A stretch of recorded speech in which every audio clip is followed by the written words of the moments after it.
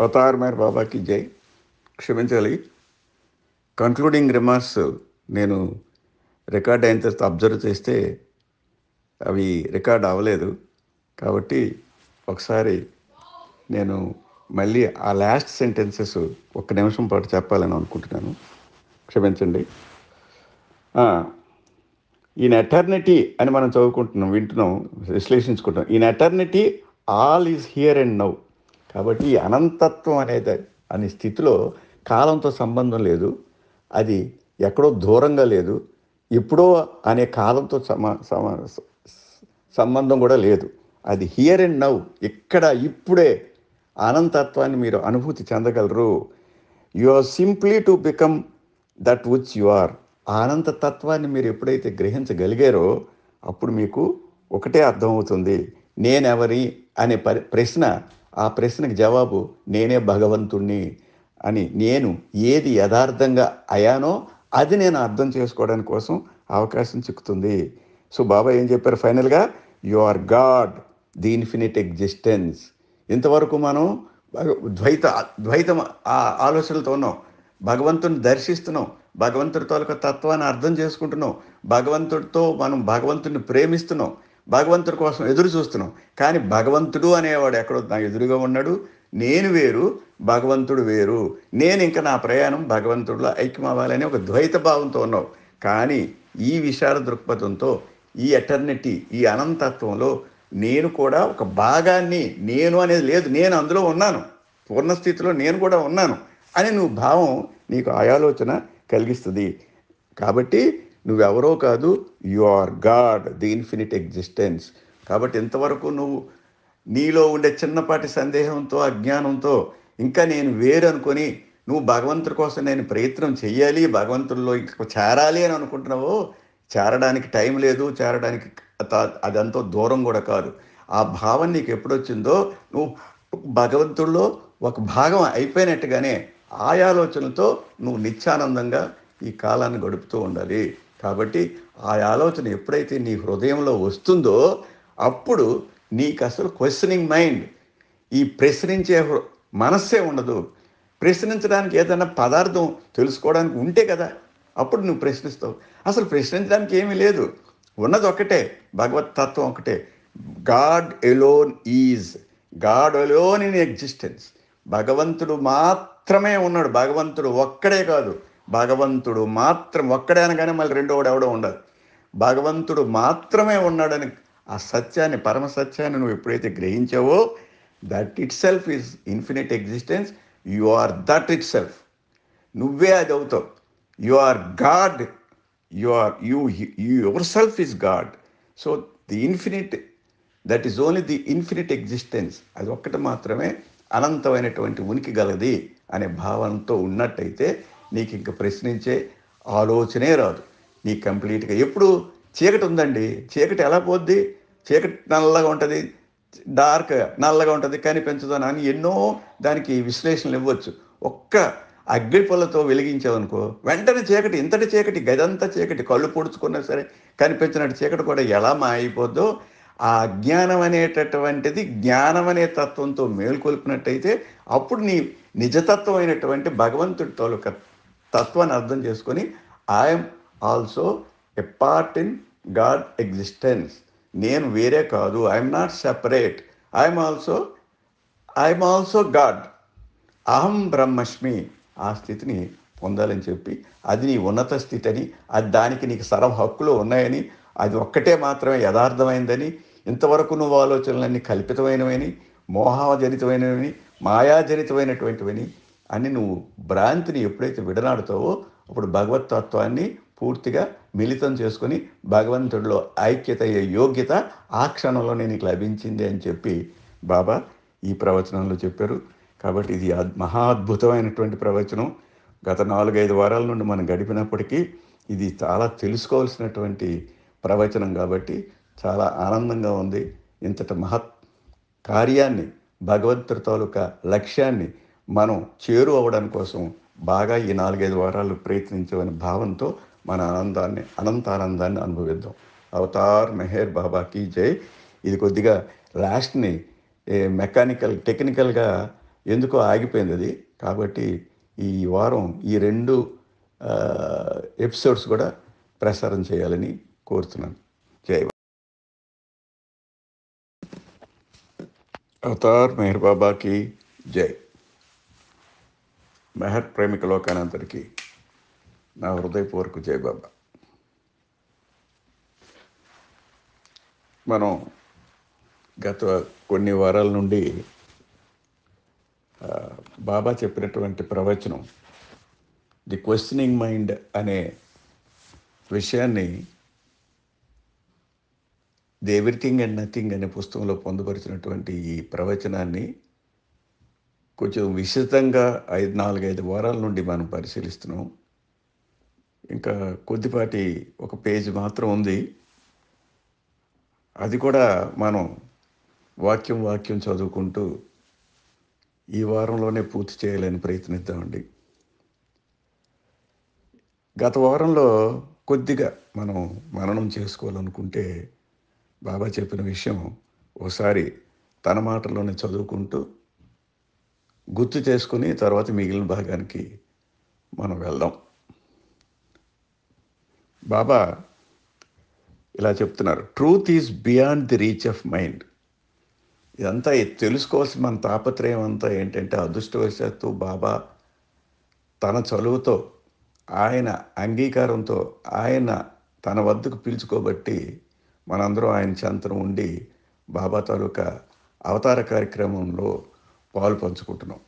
అదంతా విచారణ చేసి మనల్ని మనం శుభ్రపరచుకొని బాబా ప్రియమైనటువంటి ప్రేమికులుగా తయారవడం కోసం మన ప్రయత్నం.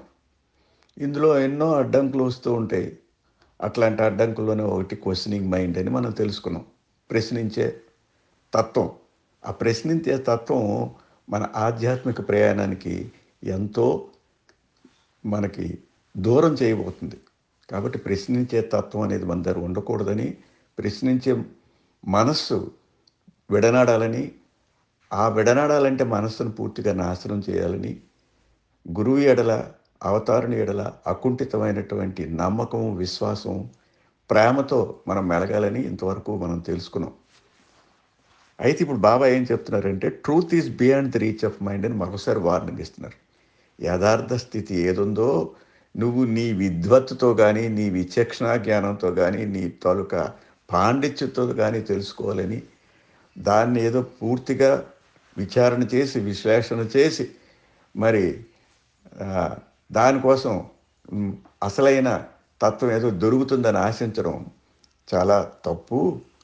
Because that is beyond intellect. అది మేధస్సుకి అతీతమైంది అని చెప్తున్నారు. Truth is beyond the reach of mind అని చెప్పడంలో అది బాబా ఉద్దేశం. దీనికి ఎందుకంటే ఈ మనస్సుకి అతీతమైంది, ఎందుకంటే మనసు చేసే ప్రకోపాలు ఏటో మనం తెలుసుకుంటే ఇది మనసుకి అతీతమైంది అని మనకు అర్థం అవుతుంది. బికాజ్ మైండ్ ఇట్ కాజెస్, అంటే mind causes you to say I cannot live just for God, I have my duty towards my family, towards society, the nation, the world, and so you are pulled more to illusion than towards truth. ఇలా చేయడం వల్ల ఏమనుకుంటుందంటే ఈ మనసు మనకి ఏం చెప్తుందంటే, I cannot live just for God. అబ్బా ఏం పాండిత్యం చెప్తుందండి మనసు. నేను భగవంతుడి కోసం ఒక్కటే నా జీవితం గడపడం కాదు, భగవంతుడి కోసం కాకుండా ఇది ఏం చేస్తాడో అర్థం కాదు. అసలు బొన్నదే భగవంతుడు, మరి భగవంతుడు తప్ప ఎవరు లేరని ఒక పక్కన తెలుసుకుంటూనే ఎంత ఈగోయిస్టిక్గా మనసు బిహేవ్ చేస్తాడంటే, I have my duty towards my family. ఏమంటాడు? I cannot just live for God అంటాడు. చూడండి ఎంత దర్పం, ఎంత అహంకారంతో మాట్లాడుతున్నాడు. I cannot live just for God. భగవంతుడి కోసం నేను నా జీవితాన్ని నేను పరిమితం చేసుకోలేను కదా అంటున్నాడు. భగవంతుడు కాకపోతే ఎవరి కోసం పరిమితం చేసుకుంటాడో అర్థం చేసుకుంటే అర్థం అవుతుంది. I cannot live just for God, I have my duty towards my family. నా కుటుంబం ఉంది. టువర్డ్స్ సొసైటీ, నాకు ఒక సమాజం, సంఘం ఉంది. ది నేషన్, దేశం ఉంది. ది వరల్డ్, అబ్బో ప్రపంచంలోకి వెళ్ళిపోయిందండి మనసు. ప్రపంచాన్నంతా ఈయన భుజస్కంధాల్లోనే మోస్తున్నట్టు, ఈ ఫ్యామిలీ అంతా కూడా, కుటుంబాన్ని కూడా ఆయనే మోసేస్తున్నాడు పాపం. భగవంతుడు చలువ లేకపోతే, భగవంతుడి తాలూకా ఆ దివ్యమైనటువంటి ప్రణాళికలో జరగవలసినది జరగకపోతే వీడా చేస్తున్నాడు. ఈ మనిషి ఆడి ఇంటలెక్ట్, ఆడి మేధస్సు, ఆ వితండవాదం ఎంతవరకు వెళ్ళిందంటే, I have got my duty towards my family. నా కుటుంబాన్ని నేను చూసుకోవాలి, నా సొసైటీ, నా సమాజాన్ని నేను రక్షించాలి, ద నేషన్, అబ్బా ఈ ఈ దేశాన్ని నేను సన్మార్గంలో పెట్టేయాలి, అండ్ ది వరల్డ్. ఇంకా అక్కడితో కూడా ఆగలేదు. వాడి దాహం ఎంతవరకు వెళ్ళిపోయిందంటే, అహంకార దాహం ఈ ప్రపంచాన్ని నేను చక్కదిద్దేయాలి అన్నంత వరకు వెళ్ళిపోయిందట. దట్ ఈజ్ ఈ డ్యూటీ అట. అది అతని డ్యూటీ. అంటే భగవంతుడు ఈ సృష్టినంతా కాపాడుతున్నాడు అనే విషయాన్ని పూర్తి మర్చిపోయాడు. ఆ యంత్రారూఢుడా, ఆ యంత్రాన్ని ఎవడ నడుపుతున్నాడో వాడిది ఇది అంతని చెప్పి విధేయతతో, విశ్వాసంతో వడబడి ఆయనకి అమితమైనటువంటి శ్రద్ధాభక్తులతో విశ్వసించడం పోయి ఈ ప్రపంచాన్నే నేను ఉద్ధరించేస్తానన్నంత స్థాయికి మానవుడి తాలూకా మేధస్సు, ప్రకోపం ఎలా సంచరిస్తుందో చూడండి. అండ్ సో బాబా అందుకు చెప్తున్నాడు, and so you are pulled more into illusion than towards truth. అసలు యథార్థ స్థితి ఏంటో నువ్వు గ్రహించకుండా ఉండడానికి కోసం ఈ మాయ నీ మనసులో దూరి చేస్తున్నటువంటి ప్రకోపం ఇదంతను అంటున్నాడు. యథార్థ స్థితి ఏంటండి? గాడ్ ఎలోన్ ఈజ్, భగవంతుడు మాత్రమే ఉన్నాడు. మరి భగవంతుడు ఉన్నాడు అంటే నేను ఎవరిని? I must be also one in God. నేను కూడా ఒక అంశని, భగవంతుడిలో ఒక అంశని. అందుకే బాబా పైసాలు చెప్పాడు, I know fully well that I'm God in human form and you do not know it but you are also God in human form అని బాబా చెప్తున్నాడు. ఆ విషయాన్ని గురించి నిశ్చితంగా నేను కూడా భగవంతుడే కదా అని ఆలోచించడం మానేసి, నాకు విద్యుక్తమైనటువంటి ధర్మాలు ఉన్నాయి, నా కుటుంబాన్ని నేను పోషించాలి, నా ఊరిని నేను పోషించాలి, నా దేశాన్ని నేను రక్షించాలి, నా ప్రపంచాన్ని నేను కాపాడాలి అంటే ఎవరండి ప్రపంచాన్ని కాపాడడానికి? Is it possible? ఇదంతా ఏంటంటే మనసు చేస్తున్నటువంటి ప్రకోపం, మనసు చేస్తున్నటువంటి మాయాజాలం. దాంట్లో ఇరుక్కొని యథార్థ స్థితిని విస్మరిస్తున్నాడు అని బాబా గత వారం చెప్పినట్టుగా మనం తెలుసుకున్నాం. ఇప్పుడు ఈ వారం తాలూకా మన ప్రసంగాన్ని కొనసాగిద్దాం. బాబా ఇలా చెప్తున్నారండి, truth is simple but illusion makes it infinitely intricate. యథార్థం అంది చాలా సులభమైందండి. ఒకటే, దాని వైపు మనం దృష్టి మరల్చాలి. యథార్థం ఏంటో గ్రహించగలగాలి. మనం ఎంతో అదృష్టవంతులం. బాబాతో ఎన్నుకొనబడి ఈ అద్వైతమైనటువంటి ఆధ్యాత్మిక చింతన కోసం మన మనసుని మలినం లేకుండా చేసి అటువైపు మన దృష్టిని మరల్చే భాగ్యాన్ని బాబా మనకి కరుణతో, ఎంతో ప్రేమతో మనకు వసంగిన దాన్ని, ఆ అవకాశాన్ని పునికి పుచ్చుకొని దాని గురించి ఆలోచించాలి. అంతేగాని ఈ ఇల్యూషన్ ఇంకా మనం మాయలోనే కొట్టుమిట్లాడుతూ ఒడ్డున పడిన చేపలాగా ఊపిరాడక కొట్టుమిట్లాడుతున్నట్టు ఏది డిసైడ్ చేసుకోలేక పూర్తి కన్ఫ్యూజన్తో మనం మాయని యథార్థం అని గ్రహించడం అనేది చాలా పొరపాటు.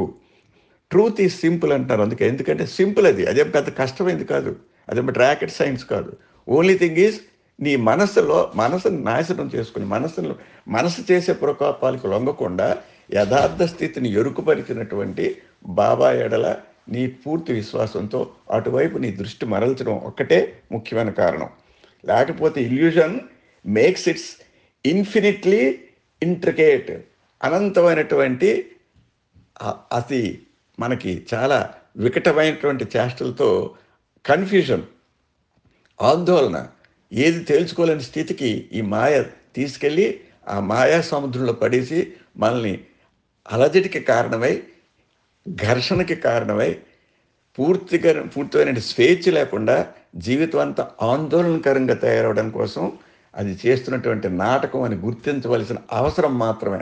ఎప్పుడైతే గుర్తించావో అప్పుడు నువ్వు యథార్థాన్ని గ్రహించడం అతి సులభం అవుతుంది అని చెప్పారు. The person is rare who possesses and insatiable longing for truth.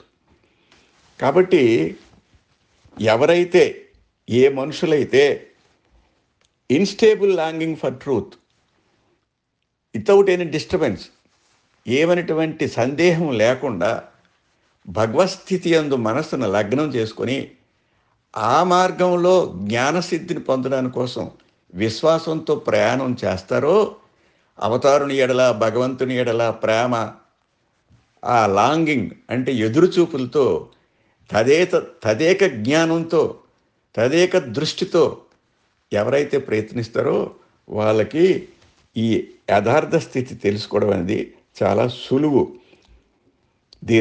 The rest allow illusion to bind them even more and more. ఇక అలాంటి వాళ్ళు మాత్రమే భగవంతుడు వైపు దృష్టి మరచగలరు. ఈ మిగిలిన మానవ ప్రపంచం అంతా కూడా ఈ కన్ఫ్యూజన్తో, ఈ ఆందోళనతో, ఈ ఘర్షణలతో, ఈ సుఖదుఖాలతో కొట్టుమెట్లాడవలసిందే. ది రెస్ట్ అంటే మిగిలిన వారు కొద్దిమంది మాత్రమే భగవంతుడి ఎడల శ్రద్ధ కలిగి అటువైపు మరల్చి అనంతమైనటువంటి ఆనందాన్ని, అనంతమైనటువంటి సుఖాన్ని, జ్ఞానాన్ని పొందగలరు. మిగిలిన వాళ్ళందరూ కూడా ఇల్యూషన్, ఈ మాయాజనితమైనటువంటి ఊహలతో to bind them ever more and more. కాబట్టి ఇక అలాగే ఎక్కువ అవుతూనే ఉంటుంది. ఈ మాయలో వెళ్ళిన తర్వాత ఈ అజ్ఞానం అనేది దట్టంగా ఏర్పడిపోయి అనేకమైనటువంటి సాంద్రత కలిగినటువంటి దుస్సంస్కారాలతో మనిషి నాశనం అయిపోతూనే ఉంటాడు. జన్మకి రోజుకి అలాగ పెరుగుతూనే ఉంటుంది అని చెప్పి బాబా వార్న్ చేస్తున్నారు. ఇక నెక్స్ట్ పారాగ్రాఫ్లో బాబా ఇలా చెప్తున్నారు, ఐఎమ్ ఇన్ఫినిట్ నాలెడ్జ్. నాకేం సందేహం లేదు, మీకు కూడా సందేహం ఉండడానికి వీల్లేదు. ఇలా చెప్తున్నారు, I'm infinite knowledge, power and bliss. అనంత జ్ఞాన శక్తి ఆనందాలు నేనే.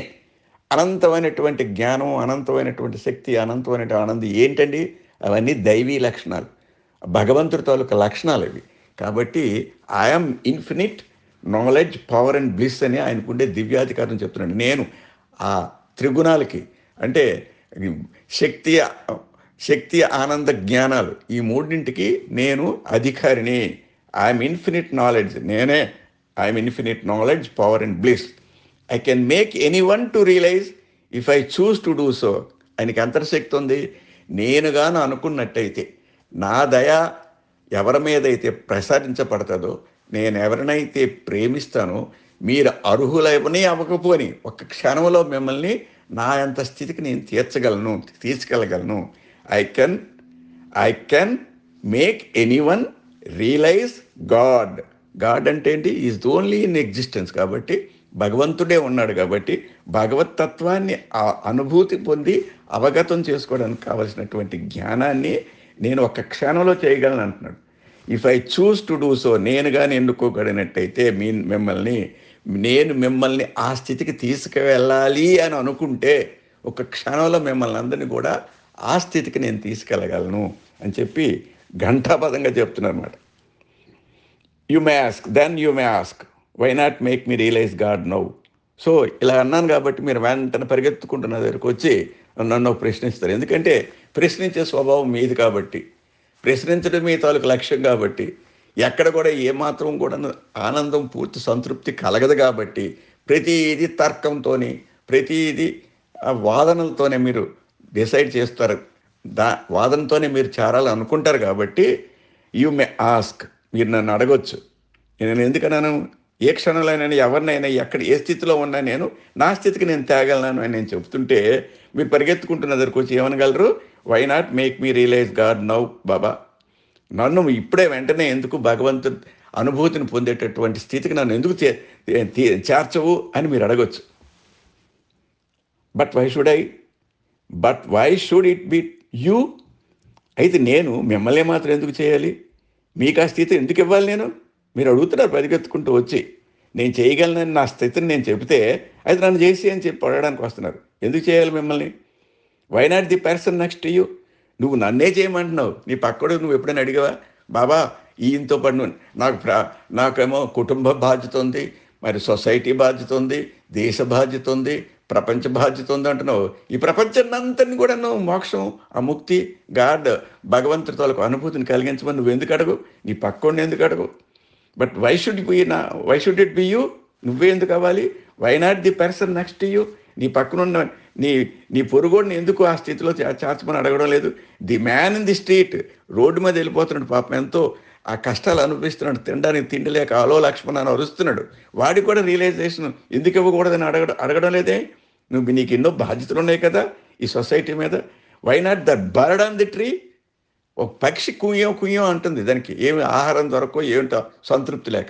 ఆ పక్షిని కూడా మోక్షం ప్రసాదించి బాబా నువ్వు ఎందుకు అడగడం లేదు? Why not the stone? వీధుల్లోని పడి రాయి ఒకటి ఉంది, పాషాణం కదలకుండా ఉంది, అది కూడా, దానికి కూడా ప్రాణం ఉంది, అది కూడా భగవంతుడి సృష్టిలో పదార్థమే, అది కూడా భగవత్ పదార్థమే, దానికి కూడా మోక్షం అని ఎందుకు అడగడం లేదు? Who are all one in different forms. వీళ్ళందరూ కూడా నీలానే వేరు ఉనికిలి, వేరు అస్తిత్వాలు కలిగి ఉన్నప్పటికీ కూడా అవన్నీ కూడా భగవత్ పదార్థాలే కదా. ఆ భగవత్ పదార్థాన్ని అర్థం చేసుకునే శక్తి నాకు మాత్రమే ఎందుకని నువ్వు అడుగుతున్నావు? మిగిలిన వాళ్ళ మీద నీకు ఎందుకంత ప్రేమ లేదు? వాళ్ళు కూడా చేర్చమని, భగవంతుడు అనుభూతిని పొందేటట్టు అన్ని పదార్థాలని సృష్టిలో ఉన్న అన్నిటికీ ఆ తృప్తిని కలిగించి భగవదైక్యం పొందే భాగ్యాన్ని ప్రసాదించమని నువ్వు భగవంతుని ఎందుకు అడగడం లేదు? చూడండి ఎంతవరకు ఉందో. ఎంత ఆలోచించినట్టయితే మనం ఎంత స్వల్పులమో, ఎంత అల్పులమో, మన తాలూకా ఎంత స్వార్థపరలమో తెలుస్తుంది అనమాట.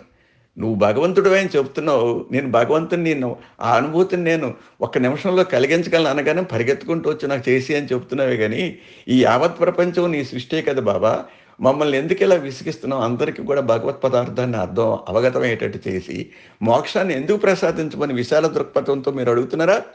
అడగడం లేదు కదా. అది ముఖ్యం. అది నీ మనసు చేస్తున్నటువంటి ప్రకోపం. నీకు అంతటి విశాల హృదయం లేకపోవడమే, నీలో ఉండే సంకుచితత్వమే నిన్ను భగవత్ పదార్థం నుండి దూరం చేస్తుంది అని చెప్పడం కోసం బాబా ఈ విధంగా మనకు చెప్పారు. The more you love me, the sooner you will discard the falsehood you have chosen to hide under that hoodwinks you into believing you are what you are not. కాబట్టి ఇంతటి సంకుచితత్వమైనటువంటి విషయాలే నీలో ఉండే ఆ ఫాల్స్హుడ్, అసత్య పదార్థాన్ని పారద్రోలలేకపోతుంది. ఎందుకంటే నీలో స్వార్థం ఉంది. స్వార్థం మూలనే ఈ సద్లక్షణాలు, ఈ 6 దుర్లక్షణాలు, మదము, మోహము, కార్పణ్యము, ఇవన్నీ అంటారు చూసారా? అవన్నీ కూడా నీకు రావడానికి కారణం ఏంటంటే నీలో ఉండేటువంటి ఆ సంకుచితత్వమే. The more you love me, ఒకవేళ నువ్వు నన్ను ఎక్కువగా ప్రేమించినట్టయితే అత్యంత వేగంగా the sooner you will discard, the sooner అత్యంత వేగంగా you will discard the falsehood. ఈ అసత్యమైనటువంటి, ఈ మాయాజనితమైనటువంటి, ఈ స్వప్నసదృశ్యమైనటువంటి ఈ వ్యామోహాలన్నీ కూడాను విడనాడగల శక్తి నీకు ఏది కలుగుద్దండి?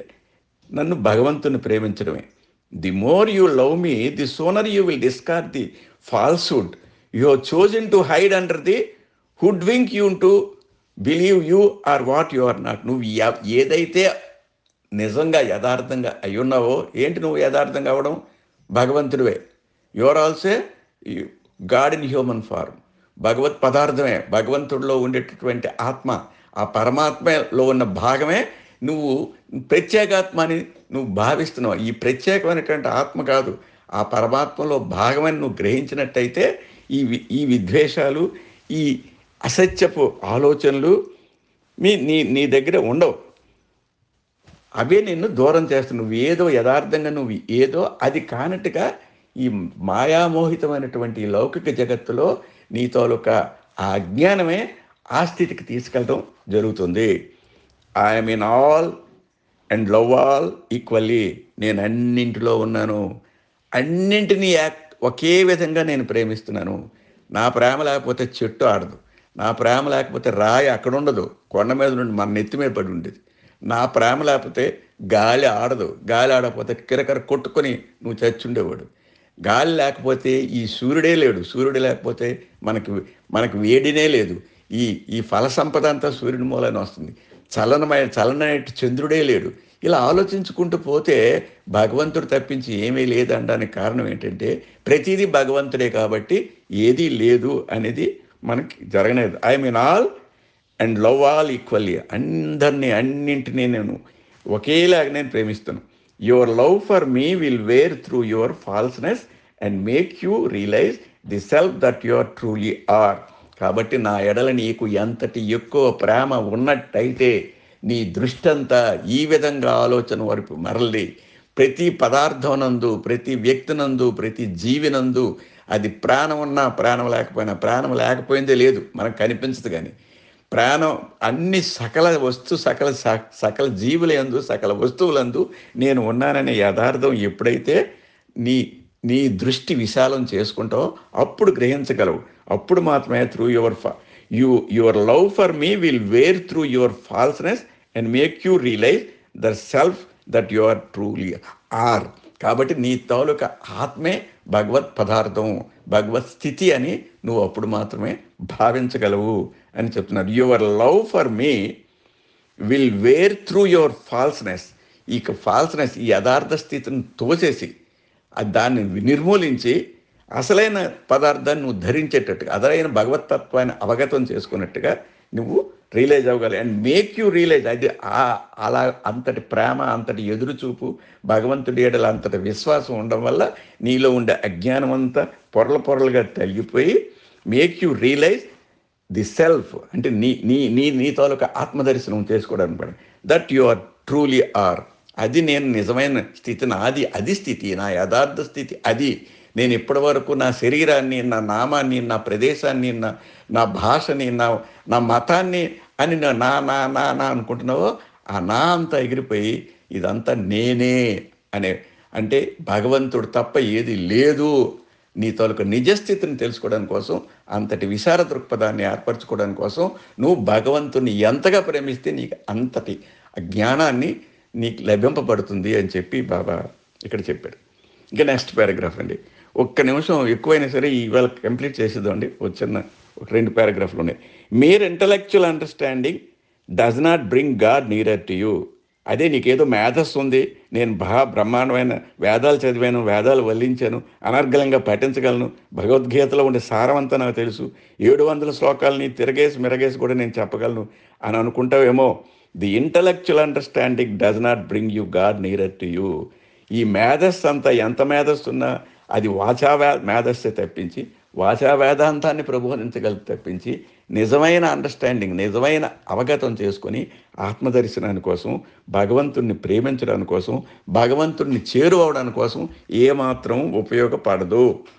It is love you not questioning. It is love, ప్రేమ మాత్రమే, బట్ నాట్ క్వశ్చనింగ్. సందేహించడం, ప్రశ్నించడం కాదు, తర్కించడం కాదు, నీ మేధస్సును ప్రదర్శన చేయడం కాదు. It is love not questioning. It is love not questioning that will bring God to you. అది మాత్రమే, నీ ప్రేమ మాత్రమే భగవంతుణ్ణి నీ దరి చేర్చగలదు. భగవంతుణ్ణి దరి చేరిస్తే ఉపయోగం ఏంటి? నీ ఆత్మదర్శనాన్ని చేయగలవు. ఆత్మదర్శనం అంటే ఏంటి?